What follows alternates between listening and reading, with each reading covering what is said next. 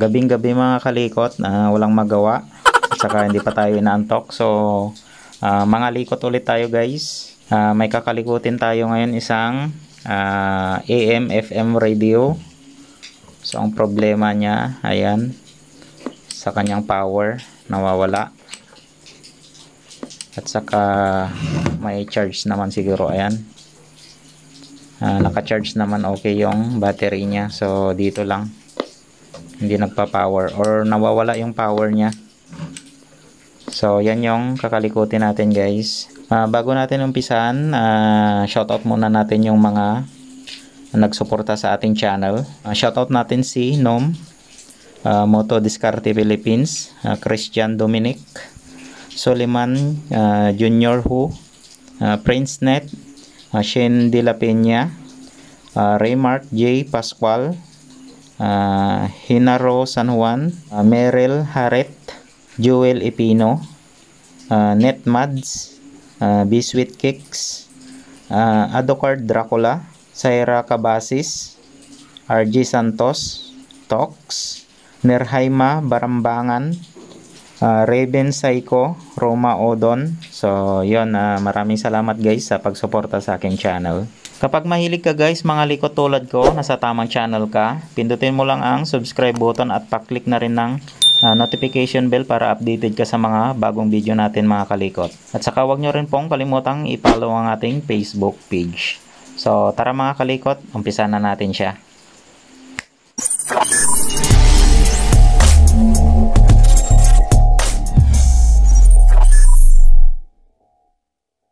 Nasubukan na natin kanina, kaya babaklasin na lang natin siya mga kalikot.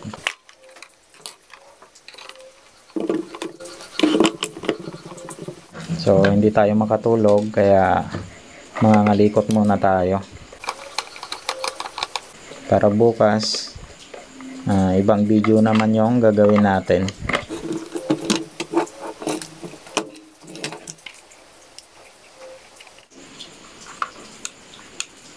Ayan, nawawala yung power niya. So baklasin muna natin yung main board niya. Kapag ganito yung mga inaayos natin guys, malamang mga matatanda, yan yung mga customer natin. Pero okay lang, at least napasaya natin sila na maging okay yung mga radyo nila. Alam mo naman kasi guys, kapag matanda na, nasa bahay na lang nakatambay tapos kinikinig ng mga balita at saka mga drama,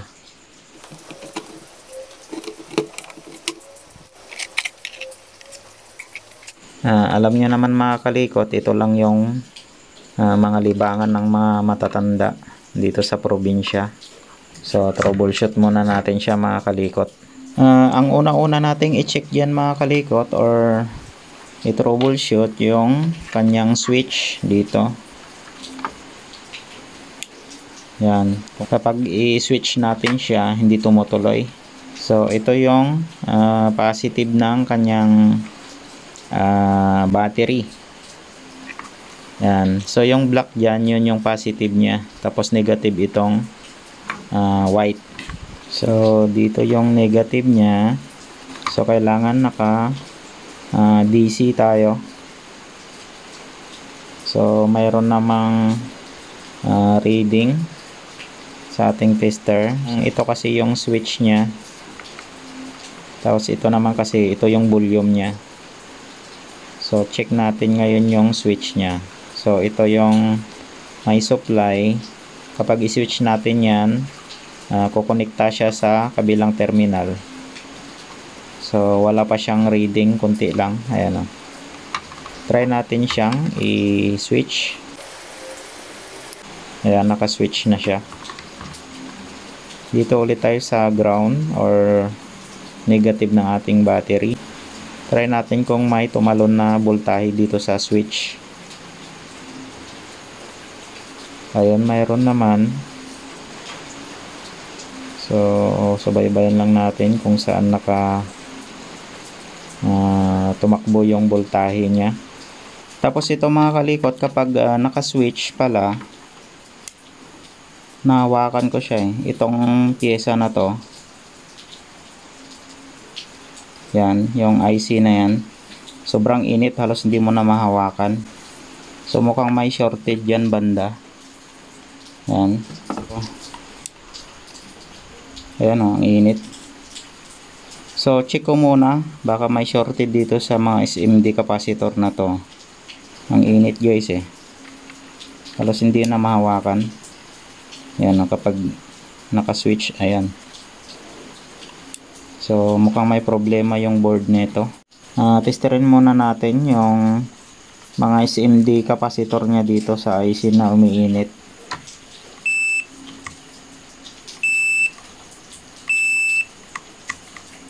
So mukhang okay naman, wala namang shorted.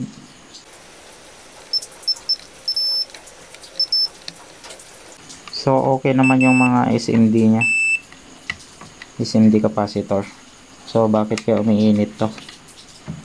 So bali i-check ko lang muna guys itong IC na to.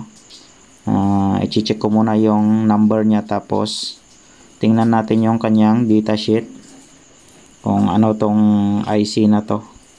Baka pwede natin siyang gawan ng paraan na pwede tayong mag-jumper. Tatanggalin natin yung IC na to mga kalikot, kasi kapag pinower on natin, sobrang init niya, halos hindi mahawakan. Malamang shorted na to. Parang nagsusupply rin to sa 5 volts ng kanyang USB port. Try natin itanggalin to. Baka sakaling magawan pa natin ng paraan, or magja-jumper tayo ng kanyang supply. So tanggalin ko muna siya mga kalikot.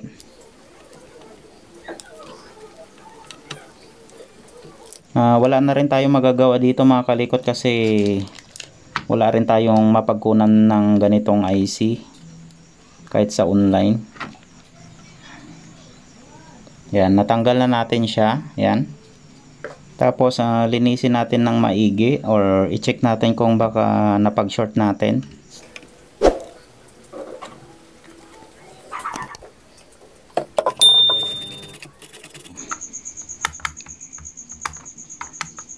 Nasa DC tayo. Nakakabit na yung kanyang battery niyan mga kalikot. So magne-negative lang tayo.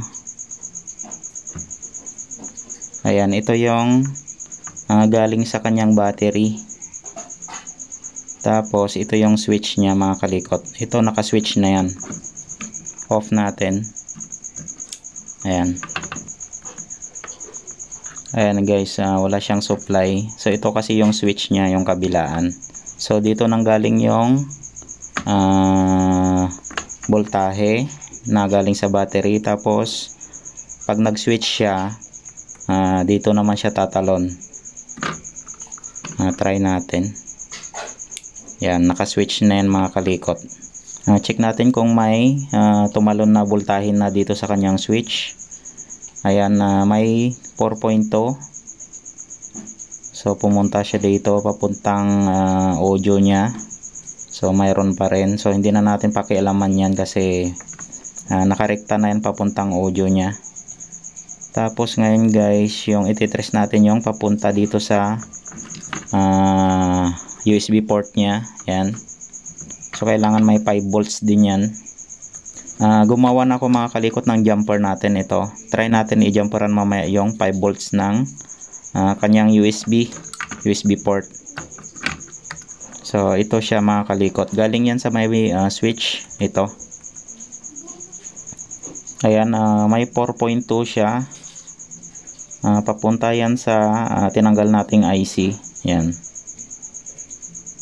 So hanggang dyan lang siya, kasi nakatanggal yung IC na regulator. Ngayon guys, i-jumper natin dito sa USB port. Ito kasi yung positive ng USB port natin. Ito yung negative niya. Yung dalawang nasa gitna, yan yung data. Dito natin guys i-connect sa positive ng USB. So try natin. gumawa na tayo ng jumper na galing dito sa supply ng switch dito. Try natin nga. Ayan, umilaw. Ayan guys, umilaw. Ngayon, direkta natin siya simula sa battery dito sa switch. Tapos ayan, papunta kasi siya dito mga kalikot sa IC na tinanggal natin. Tapos magpo-produce naman siya ng voltahe papunta dito sa USB port niya. Tapos ngayon papunta na yan sa may IC na to. Yan, bali dinirekta na lang natin yan mga kalikot. So ang pinang jumper natin dyan yung ating soldering lead. Tapos umiilaw siya. Ayan, off natin. Ayan guys. So switch natin. Ayan. So try natin ilagay yung kanyang speaker kung tutunog siya, or kung hindi siya mabibitin kapag isalpak na or pinapagana na natin, kasi 4.2 lang kasi yung nilalabas ng battery. Yung supply kasi ng ating ano ba to, USB port is nasa 5 volts. Nasalpak na natin yung kanyang speaker. Tapos naka power on na rin siya. Ayan, try natin sa mode nya. So naka FM siya. Try natin kung tutunog. Bluetooth mode. Ayun. So okay siya mga kalikot kahit direkta natin. Radio. Ayun, hindi naman siya namamatay. Kahit naman tingnan natin yung kanyang number, wala rin naman tayong pamalit. So ang ginawa ko na lang, dinirekta ko na lang mga kalikot. Tapos i-check ko na lang kung may umiinit. Baka may umiinit na piyesa niya.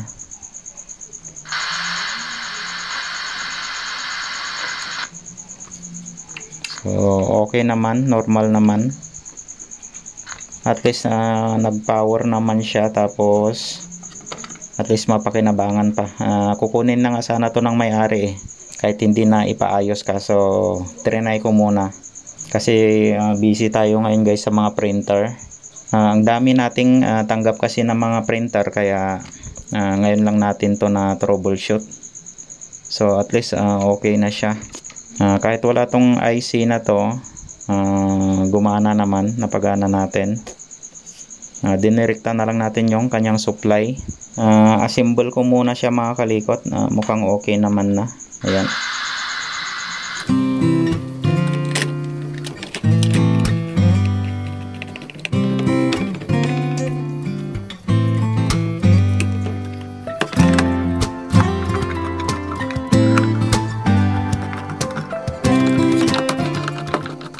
Sinubukan din natin lagyan ng power cord. Ayan, nagcha-charge naman siya mga kalikot. Ayan, so okay naman, wala namang problema. Try na natin mga kalikot. Power na natin. Bluetooth mode. Ayun. So select natin yung mode. Radio. Ayun. Ayan mga kalikot, na Bombo Radio La Union. Ayan. Lanin niya samat gagayam. Okay. Oo, nagsayad ko man nga maglaplapusanan mate. Sobra-sobra. So, ang ginawa lang natin mga kalikot, tinanggal lang natin tong switching IC niya. Ayan. Hindi natin alam kung ano yung datasheet nito kasi tinanggal ko lang siya. Tapos, yun nga. Dinirekta na lang natin yung supply niya. Bali sinuplayan natin yung kanyang USB port. So naging okay naman. Hindi naman nabibitin yung kanyang battery. So yun lang yung ginawa natin. At least okay na siya mga kalikot. Sana makatulong ulit tong video na to sa inyo mga kalikot. Kapag nagustuhan nyo yung mga video natin about sa mga pagre-repair or sa mga troubleshooting, huwag nyo pong kalimutang i-subscribe ang ating YouTube channel at pa-click ng notification bell para updated kayo sa mga bagong video natin. At saka huwag nyo rin pong kalimutang i-follow ang ating Facebook page. Ayan na, pwede na natin bigay sa may-ari ito. Okay na. So hanggang dito na lang yung video natin para dito sa ating FM radio. Or pwede rin siya sa Bluetooth. Maraming salamat ulit guys. Ingat kayong lahat and God bless sa ating lahat mga kalikot. Bye-bye. Paracetamol is a generic name of Biogesic. If symptoms persist, consult your doctor.